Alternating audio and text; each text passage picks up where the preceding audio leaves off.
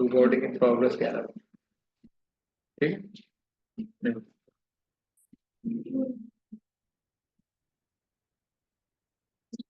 ठीक है।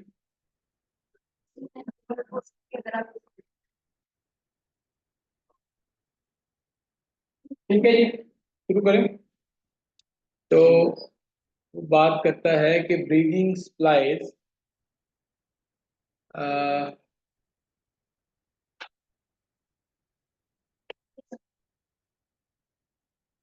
आपकी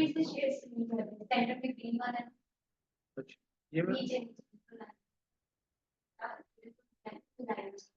यहाँ पे आई कांट अंडरस्टैंड।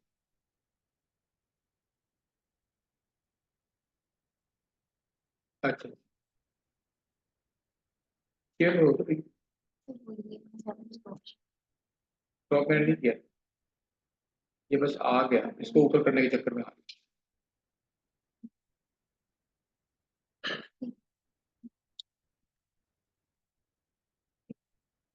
ये यू यू स्क्रीन शेयरिंग ये ऊपर नहीं जाएगा, इधर है। नहीं ये जाता लास्ट टाइम तो चला गया था। तो द ब्रीथिंग सप्लाइज ऑक्सीजन, ठीक है,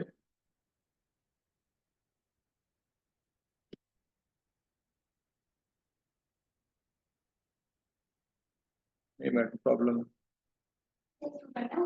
हाँ जी ऊपर।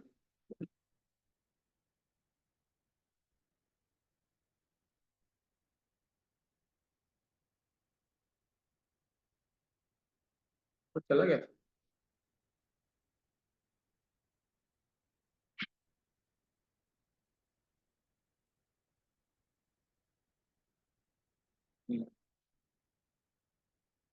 बिल्कुल ये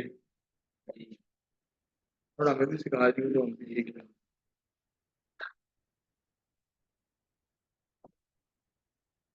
क्योंकि गैजेट्स बहुत ज़्यादा यूज हो रहे हैं, हम भी यूज टू नहीं है। तो हमने आपको बताया कि क्या करती है ब्रीथिंग, फंक्शन क्या है इसका, ऑक्सीजन जो है उसको सप्लाई करती है एल्वेलाई, ठीक है, और एलिमिनेट करती है, मतलब एलिमिनेट का मतलब होता है खारिज करना, निकालना, carbon dioxide gas from body. मतलब ये हुआ कि जब हम सांस लेते हैं तो वहां से साफ या ताज़ा हवा अंदर जाती है, उसमें ऑक्सीजन चली जाती है एल्वोलाई, और जो कार्बन डाइऑक्साइड गैस है वो जो गंदा खून होता है लंग्स में उसको बॉडी से बाहर निकालता है। ये कैसे होता है ये तफसील आज पढ़ेंगे, वैसे आपको इसका इंट्रो बता रहा हूं। There are different muscles group working for the process of breathing. मुख्तलिफ मसल्स हैं हमारे ये रिब केज के, छाती के, जो कि इस सांस लेने के अमल में काम करते हैं। The main muscle use in normal quiet breathing, मतलब क्वाइट ब्रीदिंग ये है कि कोई मैं एक्सरसाइज करके नहीं आया, कोई मैंने भाग दौड़ नहीं की हुई, आराम से बैठा हूँ, अपना काम कर रहा हूँ, कमरे में बैठा हूँ, या आप लेक्चर सुन रहे हैं, या अपना काम कर रहा हूँ, लैब में काम कर रहा हूँ, कुछ भी कर रहा हूँ, क्वाइट ब्रीदिंग जिसमें कोई चुप करके मैं अपना नॉर्मल लेवल पे काम कर रहा हूँ, मुझे कोई सांस नहीं चढ़ा हुआ, कोई हार्ड एक्सरसाइज मैंने नहीं की हुई, कोई सीढ़ियाँ मैंने नहीं चढ़ी हुई, कोई इस तरह का काम मैंने नहीं किया हुआ जिसमें मुझे एक्स्ट्रा ब्रीदिंग करनी पड़ रही है। तो उसमें the main muscle use in normal quiet breathing are external intercostal muscles. कौन से? एक्सटर्नल इंटरकॉस्टल मसल्स एंड दो मसल्स जो हैं वो बेसिकली काम कर रहे हैं इस चीज के लिए, नॉर्मल क्वाइट ब्रीदिंग। मतलब अगर मैं अभी बैठा हूँ और आपसे नॉर्मली बात कर रहा हूँ, या आप लेक्चर सुन रहे हैं, तो दो जो हैं ग्रुप, या दो मसल्स के ग्रुप जो हैं, या दो मसल जो हैं वो हमारी ब्रीदिंग नॉर्मली कर रहे हैं, आपको पता भी नहीं, लेकिन वो कर रहे हैं। तो जब आप किसी से बात कर रहे हैं आपका ध्यान आपके सांस की तरफ तो नहीं होता, लंग सांस ले रहे हो। तो दो ग्रुप हैं, एक है उसमें एक्सटर्नल इंटरकॉस्टल मसल और दूसरा है, लेकिन जो उसने ऊपर बात की कि देयर आर, ये वाली जो बात उसने की ये वाली, कि there are different muscle groups working for the process of breathing. ये बात अभी आगे आएगी कि सिर्फ यही नहीं है, और भी मसल ग्रुप हैं जो कि ब्रीदिंग में काम करते हैं, लेकिन नॉर्मल ब्रीदिंग जो क्वाइट ब्रीदिंग है उसमें ये दो काम करते हैं। अब आ जाए मसल और ब्रीदिंग की तरफ। Expansion of chest during inspiration occurs as a result of muscular activity, partially voluntary and partially involuntary. इसका मतलब ये है कि इंस्पायरेशन आपने पढ़ा था ना, दो जो साइकिल है ना हमारा ब्रीदिंग साइकिल, उसके दो पार्ट है। One is inspiration and other is expiration. वो हम पढ़ेंगे आगे, वैसे यहाँ पर जितनी बात है। Expansion of chest during inspiration occurs as a result of muscle activity. जब हम सांस लेने के लिए हम इनहेल करते हैं ऑक्सीजन को, या हमारी चेस्ट को जो है बॉडी इनहेल करती है ऑक्सीजन को, तो उसको कहते हैं इंस्पायरेशन। जब ऑक्सीजन हम हवा बाहर निकालते हैं, रिब केज वापस अपनी जगह पे आता है, उसको कहते हैं एक्सपायरेशन। तो वो कहता है एक्सपेंशन, एक्सपेंशन का मतलब होता है एक्सपैंड करना, फैलना। Of chest during inspiration occurs as a result of muscle activity, partially voluntary and partially involuntary। वो कहता है कि जो चेस्ट फैलती है ड्यूरिंग इंस्पायरेशन, इंस्पायरेशन के दौरान, वो मसल एक्टिविटी की वजह से फैलती है, मसल के काम करने की वजह से फैलती है, जो कि आधा पार्शली वॉलंटरी हैं वो जो मसल जो हैं, और पार्शली इनवॉलंटरी, मतलब दोनों रोल हैं उनके। वो जो है वॉलंटरी क्या होता है? वॉलंटरी होता है कि खुद से जो मैं काम कर सकूं। जिस तरह अगर हम मार्केट में हैं और हमें वॉशरूम की हाजत हो जाए, तो हम वॉशरूम कंट्रोल कर सकते हैं। दिस इज वॉलंटरी, जो मैं खुद कर रहा हूँ। और इनवॉलंटरी क्या है? जिसका मुझे पता ही नहीं, मेरे कंट्रोल में नहीं है। बच्चों के अंदर इसीलिए डेफिकेशन या यूरिन वगैरह पास करना या स्टूल पास करना, वो क्या होता है? वो इनवॉलंटरी है, वो दे कांट कंट्रोल। और Aahista Aahista with the age group voluntary control में आ जाता है। मैंने आपको पहले भी मिसाल दी थी कि वॉलंटरी की मिसाल ऐसे है, जैसे हम कहते नहीं, एक लफ्ज इस्तेमाल करते हैं एनी वॉलंटियर। कोई बंदा जो अपनी दिल से काम करना चाहता हो, ये वॉलंटियर और वॉलंटरी वहीं से निकले। ठीक हो गया? There are three main groups. अब आ जाए असल बात के ऊपर, टोटल ग्रुप हैं कितने। जो नॉर्मल क्वाइट ब्रीदिंग में काम कर रहे हैं वो तो दो हैं, इंटरकोस्टल, एक्सटर्नल इंटरकोस्टल, और टोटल जो मेन ग्रुप्स हैं वो तीन हैं। One is intercostal, the other is diaphragm, and the other is accessory muscles of respiration। accessory muscle of respiration से क्या मुराद है? हम मोबाइल लेते हैं, हम कहते हैं यार अभी accessory नाल मिलेगी कि नहीं। Mobile is the main thing, असल काम मोबाइल का, मोबाइल इज दिस। वो कहते हैं यार accessory में क्या कुछ मिलेगा। सेकंड हैंड मोबाइल है यार, नाल अभी accessory नहीं, जब यूज करते हैं ना, accessory का मतलब होता है एक्स्ट्रा, साथ लगा हुआ कुछ चीज। मतलब एक चीज मेन है और साथ उसकी एसेसरी है। जिस तरह ये हमारे पास ये जो है एक्सपी पेन है, जो डिजिटल पेन मैं इस्तेमाल कर रहा हूँ, आप यूज कर रहे हैं, this is the main thing. ये जो उसका बोर्ड है, एसेसरी क्या है? ये तार, ये पेन, कोई स्विच बोर्ड होगा। मोबाइल लेते हैं, साथ आपको तार मिलती है, चार्जर मिलता है, हैंड फ्री मिलती है, कुछ और चीज ऐसी मिल जाती होगी, एक वो प्रोटेक्टर भी मिलता है जो 90% लोग यूज नहीं करते, नहीं लगवाते। ठीक है, तो ये जो चीजें हैं ये क्या है? एसेसरी। वो कहता है जी डॉक्टर साहब भाई क्या काम करते हैं आप? कहते जी मैं मोबाइल एसेसरी का काम करता हूँ। मतलब ये चीजें जो हैं, चार्जर और हैंड फ्री वगैरह बेचता हूँ। एक्सेसरी मीन्स एक्स्ट्रा थिंग्स, जो मेन थिंग से हट के अलावा। गॉट द पॉइंट और नॉट? मेरा ख्याल है मैं इससे सिंपल नहीं बता सकता।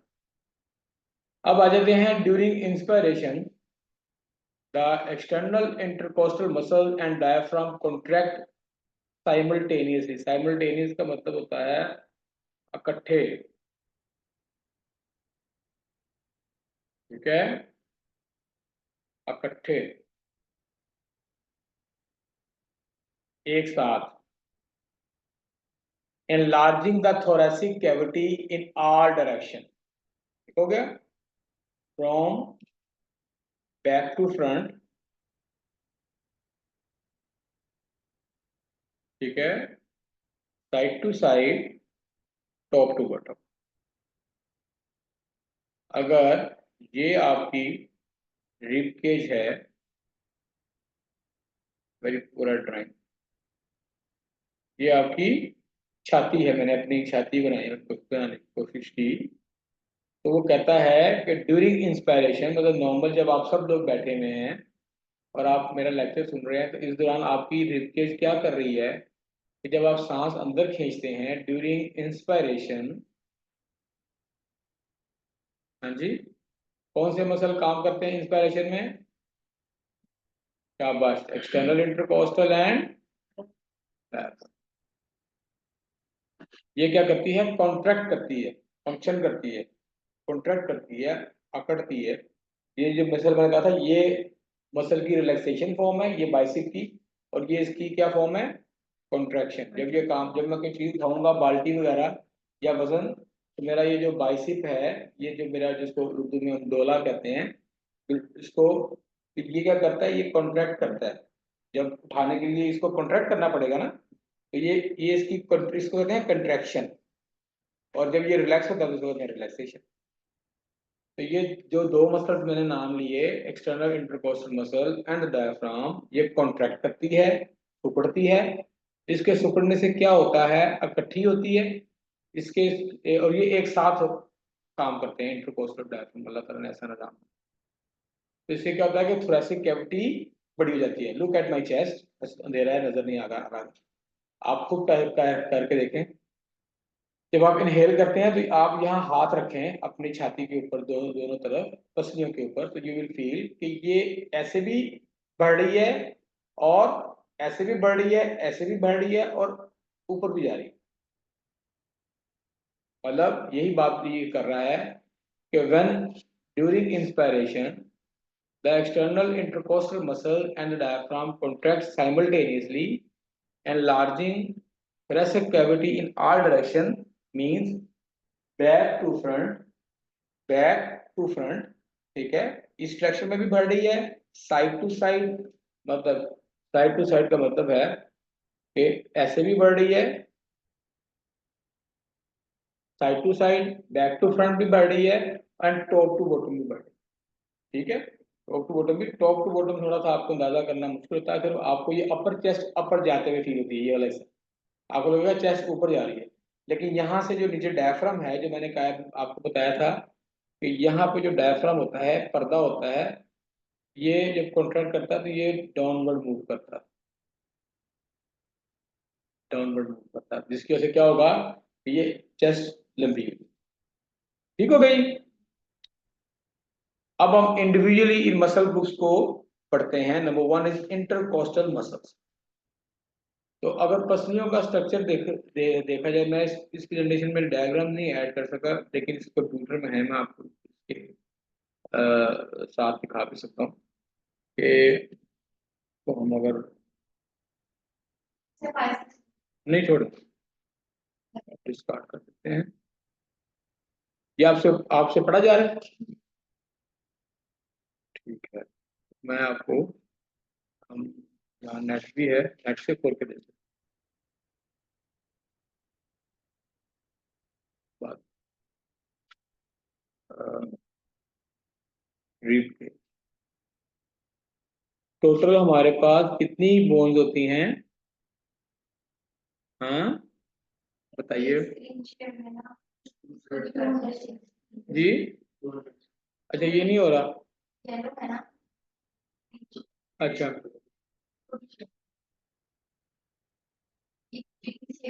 ये कहाँ फ्रॉम कहाँ, शेयर शेयर हुआ दोस्त जी हुआ,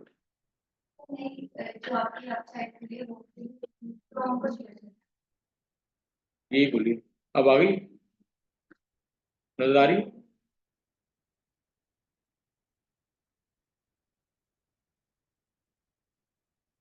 मैंने स्क्रीन पे जो भी चीज होगी शेयर नहीं होगी कि तो स्पेसिफिक ही शेयर होती है। वाईफाई नहीं आपका कनेक्टेड तो है लेकिन वो चल नहीं रहा।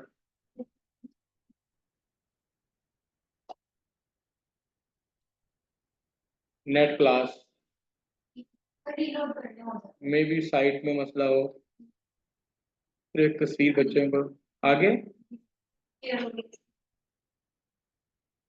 हाँ जी देख रहे हैं, मेहनत की मैंने आपको छाती दिखाने के लिए, तो वो देखें नंबरिंग लिखी है उसके ऊपर। तो कितनी रिब्स के पेयर है? 12। इंटरकोस्टल स्पेस जो ये वाला हिस्सा है, ये कितनी बनी?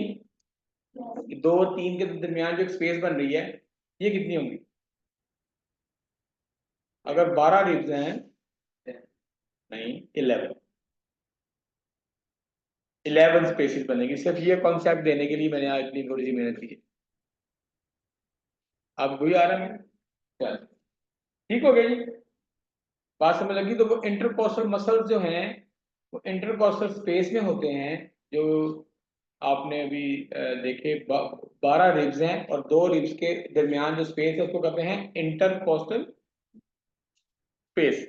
और वो स्पेस कवर हो रही होती है मसल्स के साथ, उसको हम कहते हैं क्या क्या कहते हैं? Intercostal muscles. क्लियर है यहाँ तक? जी बेटा, रिब्स, लेकिन हम स्पेस की बात कर रहे हैं। आप ड्रॉ करके देखें, जब 12 रिब्स होंगी, ये देखें जैसे लाइक यहाँ पर ये 5 उंगलियां, 5 उंगलियां हैं, स्पेसिस दी हैं। जो उंगलियों के दरमियान स्पेसिस 4 होंगे, 1 2 3 4, स्पेस एक कम आएगी। अगर 20 रिब्स के पेयर होते 19 स्पेसिस। ठीक है, ये कॉन्सेप्ट आपको देना था मैंने कि बेसिकली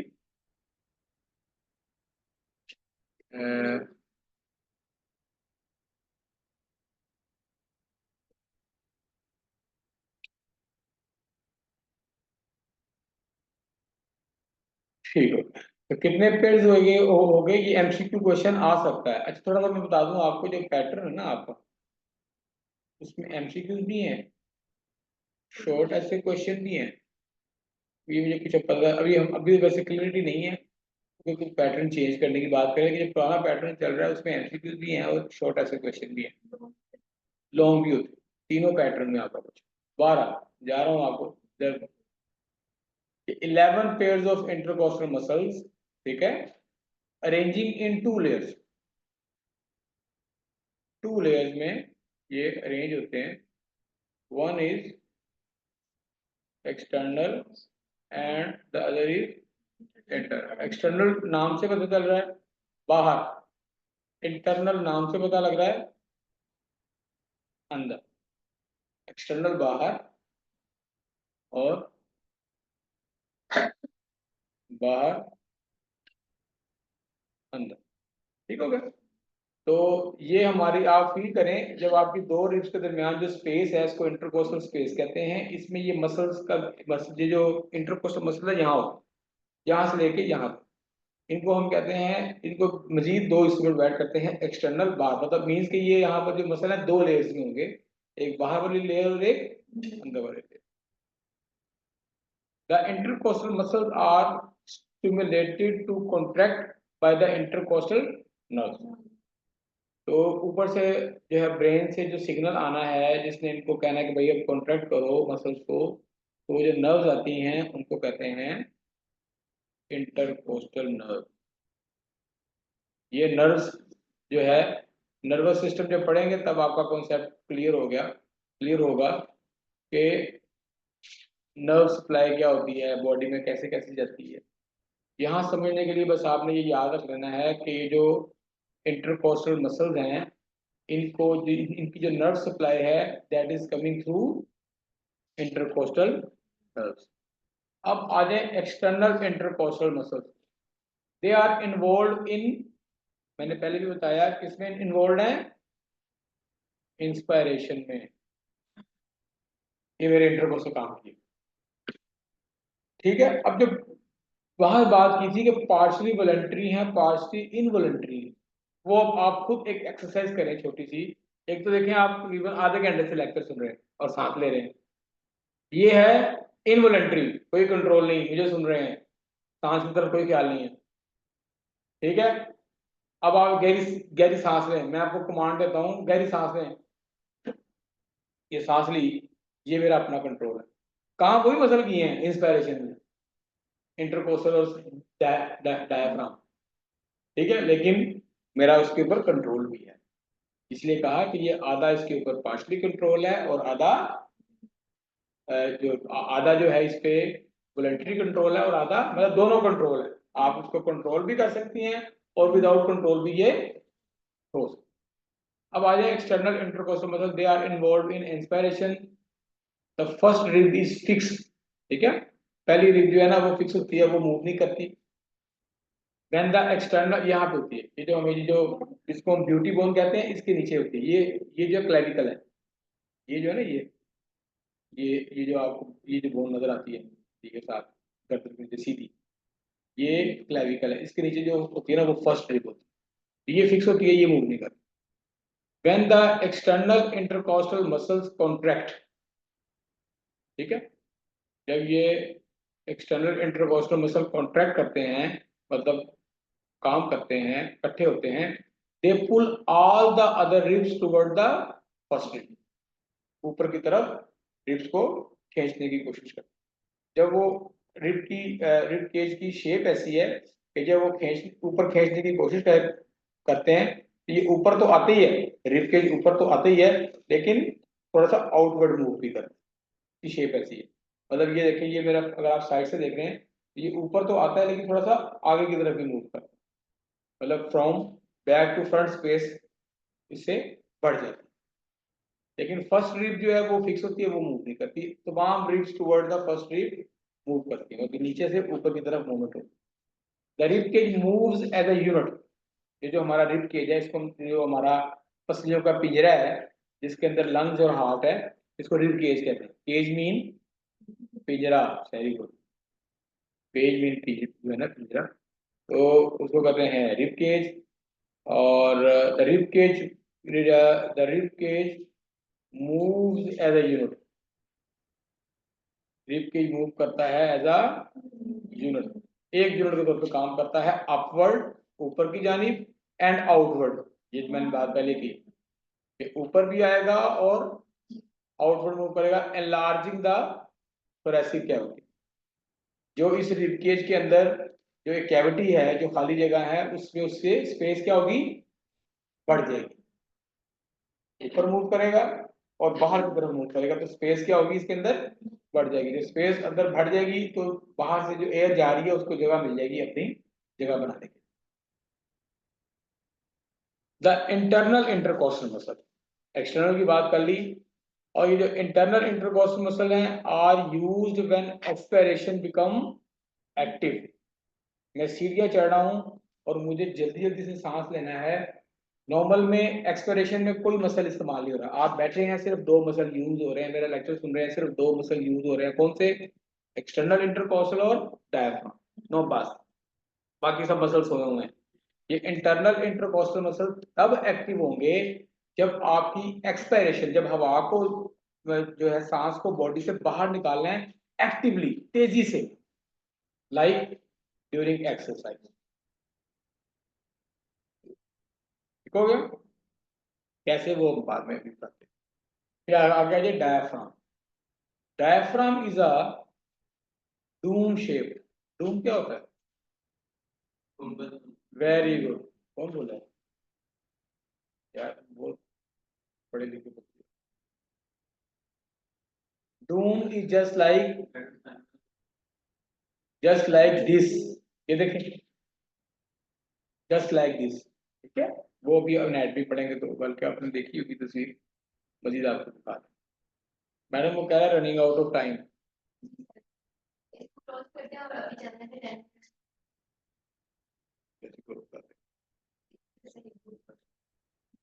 अच्छा, स्क्रीन देखनी है,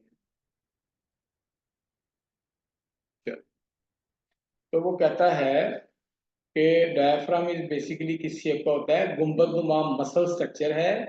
इट फॉर्म्स द फ्लोर, फर्श of thoracic cavity.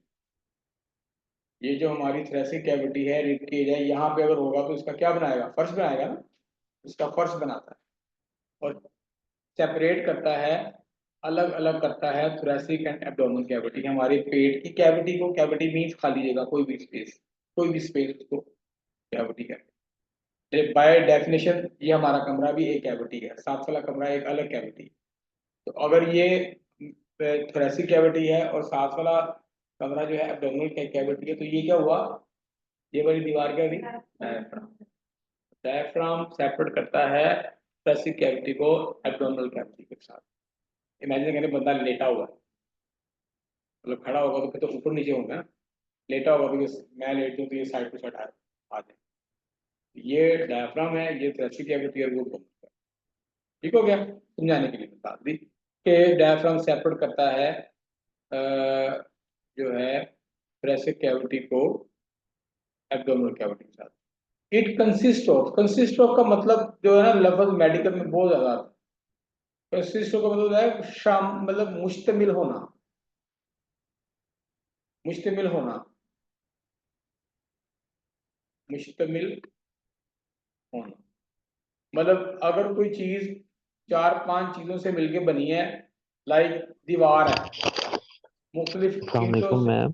Ji ji ji. Ma'am वालेकुम सलाम। वाइट बोर्ड सर, क्या सर वाइट बोर्ड पे भी समझा रहे हैं? हमें वाइट बोर्ड नहीं नजर आ रहा व्हाइट बोर्ड नहीं बेटा, वो बीच में कोई ऐसी बात होती है जो मैं बैठ के पढ़ा रहा हूँ, व्हाइट बोर्ड पे नहीं पढ़ा रहा। आवाज आ रही है मेरी आपको? है। जी जी सर, बिल्कुल आ रही है। मैं व्हाइट बोर्ड यूज नहीं ओके कर सर, रहा। ठीक है। मैं ये जो भी लिख रहा ओके हूँ इसके ओके। ऊपर ही लिख रहा हूँ, सिर्फ वो कुछ जो है मिसालें हैं जो ऐसी जो मुझे देनी पड़ती हैं मौके के हिसाब से, तो वो आप समझ ओके जाए, वो ओके। इतनी मतलब मुश्किल नहीं दे रहा, बिल्कुल आसान दे रहा हूँ। ठीक। व्हाइट बोर्ड जी पे जी कुछ जी, समझाना ओके होगा तो ठीक। मैं, मेरे पास व्हाइट बोर्ड की ऑप्शन है, मैं यहाँ आपको अलग से समझाऊंगा। ओके सर, ठीक। Thank you very okay. Much. और शाबाश, आपने पार्टिसिपेट किया, मुझे अच्छा लगा। इट कंसिस्ट ऑफ, मसलन अगर एक दीवार है तो दीवार क्या होता है, मुख्तलिफ ईंटों से मिलकर बनती है। तो हम कहेंगे the wall is consist of BRICS, मिलकर बनी है। ठीक है, कि जो मिलकर बनना है, जो लफ्ज मिलकर, मिलकर बनना है, उसको कहते हैं कंसिस्ट ऑफ। ठीक हो गई। तो इट कंसिस्ट ऑफ मतलब डायफ्राम मिलके बनती है ऑफ सेंट्रल टेंडन, दो पार्ट, एक इसका सेंट्रल टेंडन होता है। ठीक है, सेंट्रल टेंडन क्या होता है कि जहां डायफ्राम के सेंटर में एक व्हाइट कलर की शीट होती है, वैसे ये सारा मसल से बना होता है, जिस तरह मांस गोश्त होता है ना, वो चीज उस चीज से मिलके मतलब बना होता है, लेकिन सेंटर में कुछ एरिया व्हाइट व्हाइट मिलकर होता है, उसको कहते हैं white tendon. From which the muscle fibre from which the muscle fibre radiate to the low ribs and sternum. Sternum ये जो सेंटर वाली हड्डी है, ये मेरी छाती के सेंटर वाली, बिल्कुल सेंटर में एक हार्ड हड्डी है। ठीक है, आप उसको फील करें तो इसको स्टर्नम कहते हैं, वो मैं रिब केज में बताऊँ। एंड टू द वर्टिब्रा, ये पीछे जो मेरी वर्टिब्रल कॉलम है, जो मेरी पीछे रीढ़ की हड्डी आ रही है, उनके साथ अटैच होता है विद टू क्रूरा। जो वो क्या होता है मैं आपको बताता हूँ। ठीक है, ये आपने सिर्फ टर्म समझ लेनी है कि क्रूरा के साथ इसकी अटैचमेंट कहाँ है। It consist of a central tendon from which the muscle fiber radiate to the lower ribs and sternum and to the vertebral column forming two crura। वो भी आपको बताते हैं, ये आपको मैं स्ट्रक्चर बताऊंगा डायफ्राम का इस लेक्चर के एंड पे, देन ये मैं आपको एक्सप्लेन करूंगा इंशाल्लाह ताला। आगे आगे एट रिलैक्सिंग स्टेट, ठीक है। The central tendon is at the level of 8 thoracic vertebra. Vertebra जो होते हैं ना, ये 4 किस्म के होते हैं, ठीक है। वन इज सर्वाइकल, ये मेरी गर्दन, मतलब ये जो तमाम हराम मगज, जो तमाम ये रीढ़ की हड्डी है ना, ये खोपड़ी से लेके पीछे हिप हिप के लेवल तक चले जाए, तो इसको हम आमतौर पे 4 हिस्सों में डिवाइड करते हैं। One is cervical and other is thoracic, lumbar, उसके बाद सैक्रल एंड एंड पे कोक्सीजियल, ठीक है। हाँ, एंड वाली हड्डी जो दुमची की हड्डी जिसको कहते हैं वो होती है कॉक्सिक्स, ठीक है। उससे ऊपर ये हम जब स्केलेटन पढ़ेंगे ना, स्केलेटन, उसमें आपको पर अभी के लिए आप ये मैंने कुछ आपको एक्सप्लेन कर दिया। तो ये हमारा जो जो मोरा नंबर 8 है ना, कौन सा, थोरैसिक, ये जो थोरैसिक रीजन में मोरा नंबर 8 जो है ना, उसके लेवल पर होता है सेंट्रल टेंडन। लेकिन जब ये काम करता है, जब ये कॉन्ट्रैक्ट करता है, मसल्स को अपनी तरफ खींचता है, फिर क्या होता है, मसल फाइबर्स क्या होते हैं, धारा शॉर्ट शॉर्ट हो जाते हैं। मैंने आपको अपनी बाजू की मिसाल दी थी कि जब ये मैं बाजू इकट्ठी करता हूँ तो मसल क्या होते हैं, शॉर्ट होते हैं। इसको कहते हैं कंट्रैक्शन, इसको कहते हैं रिलैक्सेशन। जब भी कोई मसल कॉन्ट्रैक्ट करता है तो मसल फाइबर क्या होते हैं, ये आपने जहन में रखना है। ये प्रिंसिपल है कि जब भी कोई मसल कॉन्ट्रैक्ट होगा, काम करेगा, कॉन्ट्रैक्ट होगा, इकट्ठा होगा, तो वो शॉर्ट इन लेंथ हो जाता है। जब जब ये कॉन्ट्रैक्ट करता है सेंट्रल टेंडन, तो मसल फाइबर शॉर्ट शॉर्ट हो जाते हैं।